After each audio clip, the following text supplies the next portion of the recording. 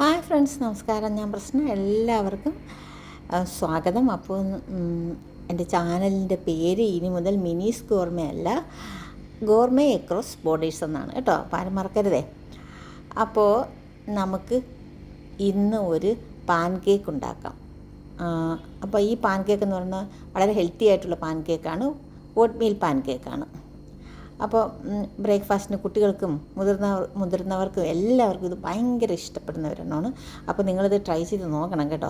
അപ്പോൾ ഇതിൻ്റെ ഇൻഗ്രീഡിയൻസ് എന്തൊക്കെയാണെന്ന് ഞാൻ പറയാം. അപ്പോൾ നമ്മൾ ഈ പാൻ കേക്ക് എന്നിവയൊക്കെ ഉണ്ടാക്കാനായിട്ട് എപ്പോഴും നന്നായിട്ട് കഴുകി ഉണക്കി തുണി കൊണ്ടൊക്കെ നല്ല തുടച്ച് ഉണക്കിയ ഒരു പാത്രമായിരിക്കണം എടുക്കേണ്ടത്. അപ്പോൾ അതിനായിട്ട് ഞാനൊരു പാത്രം എടുത്തിട്ടുണ്ട്. പിന്നെ 1 കപ്പ് പാല് റൂം ടെമ്പറേച്ചർ ആയിരിക്കണം, ഫ്രിഡ്ജിൽ നിന്ന് ഡയറക്റ്റ് എടുക്കരുത്. അപ്പോൾ നമുക്കിതിനകത്ത് ഒരു 1.5 കപ്പ് ഓട്സ് എടുക്കാം. പിന്നെ നമ്മൾ ആ 1.5 കപ്പ് ഓട്സ് നമ്മൾ പൊടിച്ചെടുക്കണം. പൊടിച്ചെടുത്ത ശേഷം മാത്രമേ നമുക്ക് പാൻ കേക്ക് ഉണ്ടാക്കാൻ പറ്റൂ. അത് നല്ല ഫൈൻ പൗഡറായിട്ടൊന്നും വേണ്ട, നല്ല ചെറിയൊരു തരിതരിപ്പായിട്ടിരിക്കും, നമ്മൾ റവ പോലെ. അത്രയും അതിങ്ങനെ പിടിക്കേണ്ട ആവശ്യമുള്ളൂ. പിന്നെ എടുത്തിരിക്കുന്നത് 1 ടേബിൾ സ്പൂൺ ഷുഗറുണ്ട്. പിന്നെ ബട്ടർ നമുക്കിങ്ങനെ പുരട്ടാനായിട്ട്. പിന്നെ 2 മുട്ട എടുത്തിട്ടുണ്ട്. പിന്നെ ഞാൻ എടുത്തിരിക്കുന്നത് ഒലീവ് ഓയിലാണ്. ഒലീവ് ഓയിൽ ഒരു 2 ടേബിൾ സ്പൂൺ എടുക്കും. 1 കപ്പ് ഫ്രഷ് മിൽക്ക്, അത് റൂം ടെമ്പറേച്ചർ. മുട്ട റൂം ടെമ്പറേച്ചർ ആയിരിക്കണം. പിന്നെ ബേക്കിംഗ് പൗഡർ, പിന്നെ സിന്നമോൺ പൗഡർ. ബേക്കിംഗ് സോഡ വേണ്ട കേട്ടോ ഇതിന്. പിന്നെ ഉപ്പ്, പിന്നെ വാനില എസൻസും വേണം. അപ്പോൾ ഇത്രയും കാര്യങ്ങൾ വെച്ചിട്ട് നമുക്ക് അത് എങ്ങനെയാണ് ഉണ്ടാക്കുന്നതെന്ന് നോക്കാം. ഞാനിതിനെ ഇനി പൊടിച്ചു കൊണ്ടുവരാം.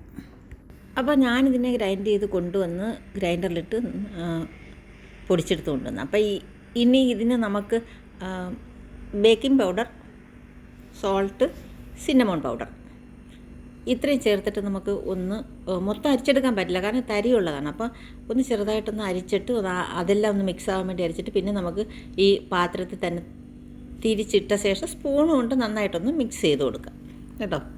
അപ്പോൾ ഞാൻ ഇടാൻ പോകുന്നത് ഒരു 1/2 ടീസ്പൂൺ സിന്നമോൺ പൗഡറാണ്. 1/2 ടീസ്പൂൺ സിന്നമോൺ പൗഡർ, പിന്നെ 1/2 ടീസ്പൂൺ ഉപ്പും ചേർക്കും. അതിനുശേഷം പിന്നീട് 2 teaspoon baking powder, baking soda വേണ്ട. ഇനി ഇതൊന്ന് മിക്സ് ആവാൻ വേണ്ടിയിട്ടാണൊന്ന് അരിച്ചു കൊടുക്കുന്നത്. അരിച്ചിട്ട് പിന്നെ നമുക്ക് സ്പൂൺ കൊണ്ട് തന്നെ ഒന്ന് മിക്സ് ആക്കി കൊടുക്കാം. ഇത് നമ്മൾ കുറച്ച് തരിയായിട്ട് പിടിക്കുന്നതുകൊണ്ട് നമുക്ക് ഈ അരിപ്പയിലൂടെ മൊത്തം അരിച്ചെടുക്കാൻ പറ്റില്ല. അപ്പോൾ ഇതെല്ലാം ഒന്ന് മിക്സ് ആയ ശേഷം ഇതിനകത്തോട്ട് തന്നെ തട്ടിയിട്ട് സ്പൂൺ കൊണ്ട് നന്നായിട്ടൊന്ന് മിക്സ് ചെയ്ത് കൊടുത്താൽ മതി. അതിൻ്റെ ആവശ്യമുള്ളൂ. അപ്പോൾ അതിനകത്ത് വീഴുന്ന എല്ലാം വീണിട്ട് ബാക്കി അതിലൂടെ തിരിച്ചിട്ടിട്ടങ്ങ് സ്പൂൺ കൊണ്ട് തന്നെ ഞാനങ്ങ് മിക്സ് ആക്കണം. ഒരു കുഴപ്പമില്ല, അങ്ങനെ ചെയ്തെന്ന് വിചാരിച്ചു കേട്ടോ. അപ്പം ഞാനിത് തട്ടിയിട്ട് നമുക്കിതങ്ങോട്ട് മാറ്റി വയ്ക്കാം. മാറ്റി വെച്ച ശേഷം നമുക്കിനി ചെയ്യാനുള്ളതെന്ന് പറഞ്ഞാൽ 2 മുട്ട റൂം ടെമ്പറേച്ചർ ആയിരിക്കണം, അതൊരിക്കലും മറക്കരുത്.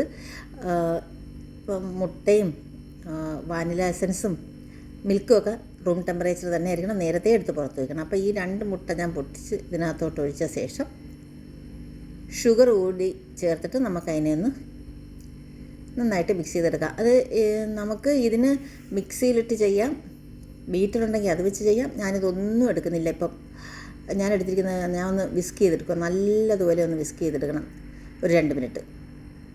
അത് രണ്ടും കൂടെ ഒന്ന് പതഞ്ഞിങ്ങനെ വരപ്പോഴത്തേക്ക് നമുക്കിതിനകത്ത് വാനില എസൻസും കൂടെ ചേർത്ത് കൊടുക്കാം. ഞാനൊരു 1/2 ടീസ്പൂൺ വാനില എസൻസാണ് ഇതിൽ ചേർത്ത് കൊടുക്കുന്നത്. ഇത് ചേർത്ത ശേഷം ഇതും നമുക്ക് നന്നായിട്ടൊന്ന് മിക്സ് ചെയ്ത് കൊടുക്കാം. അതിനുശേഷം നമ്മൾ ലാസ്റ്റിലാണ് ഓയിൽ ചേർത്ത് കൊടുക്കുന്നത്. ഇത് നന്നായിട്ടൊന്ന് മിക്സ് ചെയ്യണം. നന്നായിട്ട് മിക്സ് ചെയ്തിട്ട് നമ്മൾ 2 ടേബിൾ സ്പൂൺ ഓയിലാണ് ചേർക്കുന്നത്. അത് ഒരിക്കലും കോക്കനട്ട് ഓയിലൊന്നും ചേർക്കരുത്, ഒലീവ് ഓയിൽ ഇല്ലെങ്കിൽ പിന്നെ വെജിറ്റബിൾ ഓയിൽ ചേർത്ത് കൊടുത്താലും മതി. അപ്പോൾ 2 ടേബിൾ സ്പൂൺ ഓയിൽ ഒന്ന് ചേർത്ത ശേഷം നന്നായിട്ടൊന്ന് മിക്സ് ചെയ്യണം. വളരെ ഈസിയാണിത്. മുട്ട അടിക്കുന്നു, പഞ്ചസാര ചേർക്കുന്നു, അതും മിക്സാക്കുന്നു, വാനില എസൻസ് ഓയിലും ചേർക്കുന്നു, മിക്സാക്കുന്നു. പിന്നെ നമ്മൾ ഡ്രൈ ഇൻഗ്രീഡിയൻസുമായിട്ട് ഒന്ന് മിക്സ് ചെയ്തെടുത്ത് നമുക്ക് പാൻ കേക്ക് ഉണ്ടാക്കാം. കുട്ടികൾക്കിത് വൈകുന്നേരങ്ങളിലും കൊടുക്കാൻ വളരെ നല്ലതാണ്. സ്കൂളിൽ നിന്നൊക്കെ വരുമ്പോൾ വൈകിട്ട് പാൻ കേക്കും ചായയും നല്ല നല്ല ഇഷ്ടപ്പെടും അവർക്ക്. അപ്പോൾ ഇനി നമുക്കിതൊന്ന് നന്നായിട്ട് മിക്സ് ചെയ്തെടുക്കാം. ഓയിൽ ഇതുമായിട്ടൊന്ന് കമ്പൈൻ ആകണം.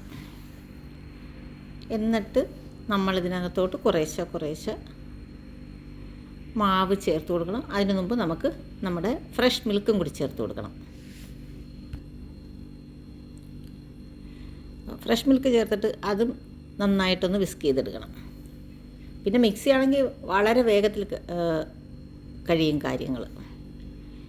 ഇനി നമുക്കിതിനകത്തോട്ട് നമ്മുടെ 1 കപ്പ് ഫ്രഷ് മിൽക്ക് റൂം ടെമ്പറേച്ചറിലുള്ളത് ചേർത്ത് കൊടുക്കാം. എന്നിട്ട് അതും നന്നായിട്ടൊന്ന് മിക്സ് ചെയ്യാം.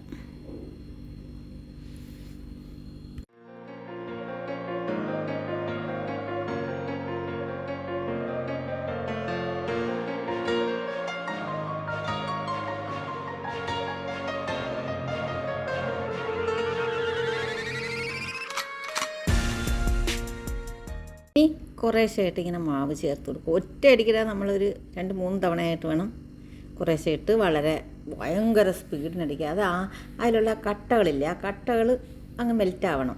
അതിന് നമ്മളിങ്ങനെ ഒരുപാട് ഓവർ ബീറ്റ് ചെയ്താൽ പിന്നെ അത് നമ്മുടെ പാൻ കേക്ക് റെഡിയാവില്ല. അതുകൊണ്ട് നമുക്ക് പതുക്കെ നമ്മൾ മിക്സിയിൽ നമ്മൾ ഈ മുട്ടയെല്ലാം അടിച്ചെടുത്താലും പിന്നെ മാവ് ചേർക്കാൻ നേരം ഇതുപോലെ ഒരു വിസ്ക് കൊണ്ടിങ്ങനെ ചെറുതായിട്ടിങ്ങനെ മിക്സ് ചെയ്ത് കൊടുക്കും. പിന്നെ അവസാനം നമ്മൾ നട്ട്സ് വല്ലതും ചേർക്കുമെങ്കിൽ നട്ട്സ് ഇട്ടിട്ട് ഫോൾഡ് ചെയ്ത് കൊടുക്കും. അത്രയേ ഉള്ളൂ. ഇനി നമുക്ക് ഇതിന് പാൻ കേക്ക് ഉണ്ടാക്കാം. അപ്പോൾ അതിന് നമ്മളത് ഇഡലി ഒക്കെ ദോശയ്ക്കൊക്കെ കോരുന്ന പോലെ അതിനൊരു തവി മതി, അത്രയും മതി. നല്ല കട്ടിയുള്ള ഫ്രൈങ് പാനും ഞാൻ എടുത്തിട്ടുണ്ട്. കുറച്ച് കട്ടി കുറഞ്ഞത് എടുത്തിട്ടുണ്ട്, 2 എടുത്തിട്ടുണ്ട്. അപ്പം ഇതാണ് കൺസിസ്റ്റൻസി. നല്ല കട്ടിയുള്ള ബാറ്റർ ആയിരിക്കണം. ദോശമാവ് പോലെ ഇരുന്ന് അതങ്ങ് ഒഴുകിപ്പോവും. അപ്പം ഇത്രയും അതിൻ്റെ കൺസിസ്റ്റൻസി ഇത് കറക്റ്റാണ്. ഒരു ലൂസായിപ്പോയാൽ നിങ്ങൾ 1 ടേബിൾ സ്പൂൺ മാവ് കൂടി ചേർത്താൽ മതി. നിങ്ങൾക്കുള്ള ലൂസായി പോകുന്നെങ്കിൽ ഇങ്ങനെ വളരെ സാവകാശം ഒഴിക്കണം. പരത്താനേ പാടില്ല. ചൂടായി നമ്മളൊരു അല്പം ബട്ടർ തേച്ചിട്ടാണ് ഇത് ഒഴിച്ചു കൊടുക്കുന്നത്. എന്നിട്ട് ഈ സൈഡൊക്കെ ഇങ്ങനെ ഒന്ന് കുക്കാകാൻ തുടങ്ങും. ഇങ്ങനെ ഹോൾ വീഴുമ്പോൾ നമുക്കതിനെ തിരിച്ചിടാം. ഞാനിങ്ങനെ ബട്ടർ തേച്ചില്ല എന്നുണ്ടെങ്കിൽ ഇതിങ്ങനെ ഒരേപോലെ ഗോൾഡൻ കളറായിട്ടിരിക്കും. ഇത് കണ്ടോ, നല്ല ഇങ്ങനെ പൊങ്ങി ഫ്ലഫി ആയിട്ട് വരുന്നത്. അപ്പം ഇതിന് ഞാൻ അല്പം ബട്ടർ തേച്ച് കൊടുക്കും എൻ്റെ ഈ ഫ്രൈങ് പാനിൽ.